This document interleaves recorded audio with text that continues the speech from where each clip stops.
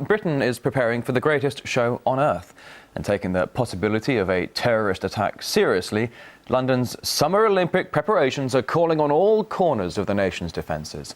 But as RT's Ivor Bennett reports, such measures may not only turn the capital into a siege city, but simply prove to be ineffective.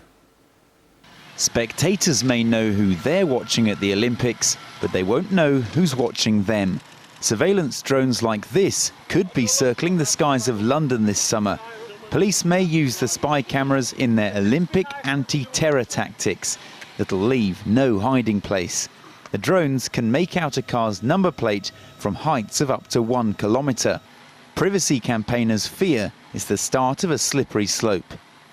I think it would be an absolute tragedy for Britain if the largest part of the Olympic legacy was a surveillance legacy where we install all this equipment in the name of national security, and then when the Olympics are over we keep using it. There's some very, very serious risks to privacy that might not be adequately protected.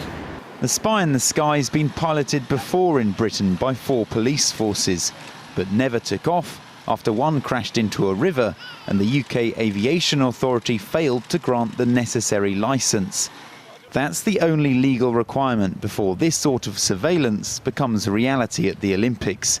A minor hurdle for what's already Britain's biggest peacetime security operation. Total cost over $1.6 billion. It is worrying that the security bill has increased so drastically from initial estimates. One of the reasons being given for this is sort of heightened risk of terrorism, which seems incredible as an excuse at a time when the original estimates were made around the time of the London bombings, when London was considered to be a very high risk. So it seems incredible that they got the estimates so badly wrong in the first place. Commandos speeding up the Thames is one answer to a myriad of perceived terror threats, this time a hijacked passenger boat. There'll also be warships anchored on the Thames, attack helicopters on standby, even ground-to-air missiles ready to launch. All that's before you even get to the security on the ground. To give you an idea of the numbers, take the Olympic Stadium, capacity 80,000. Ground security at the Games is enough to fill 60% of that. Inside the venues, there'll be over 23,000 security guards, along with 7,500 military personnel. And then outside, a further 6,000 troops, along with 12,000 police. Total, just shy of 50,000. The budget's ballooned by 100% because initial estimates were woefully inadequate.